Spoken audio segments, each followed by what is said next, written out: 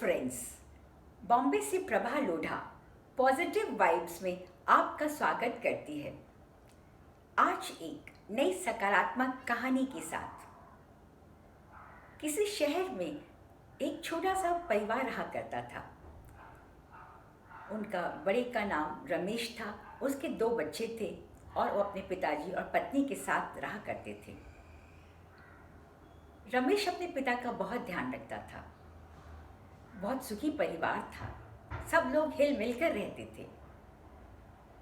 एक दिन बुजुर्ग पिता ने कहा कि मेरी जो चारपाई है वो आंगन में डलवा दो। पत्नी को बड़ा आश्चर्य हुआ।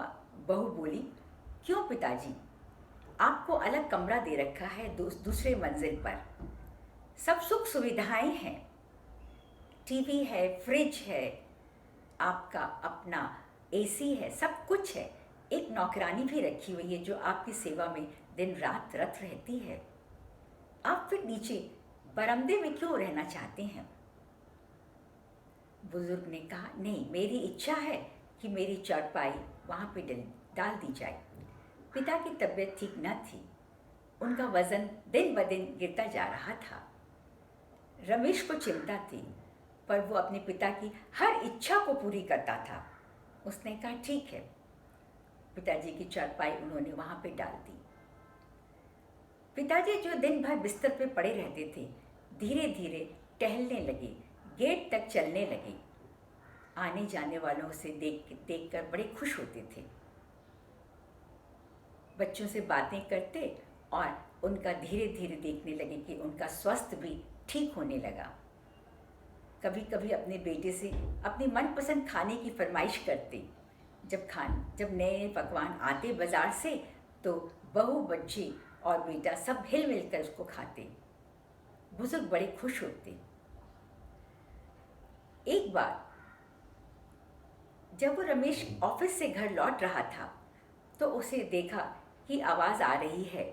उसका बेटा श्रेयांश, वो कह रहा है, दादा जल्दी से बॉल फेंको। उसको बड़ा रमेश को आश्चर्य हुआ। वो वहाँ पे आया और उसने श्रेयांश से कहा, दादाजी बहुत बुढ़े हैं, इनसे ये सब काम मत करवाया करो, इनकी उम्र नहीं है बॉल खेलने की। भोले भाले श्रेयांश ने जवाब दिया, दादा तो रोज़ हमारे साथ बॉल खेलते हैं, उठा के फेंकते हैं और बड़ा आनंद लेते हैं। तब रमेश को आश्चर्य हुआ। तब पिताजी बोले कि हाँ, मैं रोज़ इनके साथ बॉल खेलता हूँ। तुम लोगों के साथ मैं यहाँ पे चारपाई इसलिए डलवाई कि आते जाते तुमसे हम बातें कर पाएँ, शाम को हम बच्चों के साथ खेल पाएँ, इसलिए मेरा मन बहलता रहे।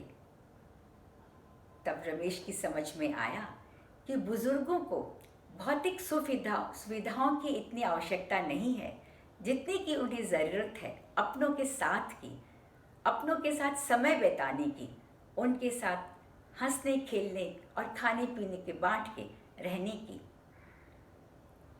अब पिताजी का स्वास्थ्य बिल्कुल ठीक हो गया था। अब वो बहुत ही व्यस्त और मस्त रहने लग गए थे। इसलिए कहते हैं, अपने बुजुर्गों का हमेशा ध्यान रखिए। बुजुर्गों को भौतिक सुख सुविधाएं नहीं चाहिए, उन्हें आपका समय और साथ चाहिए।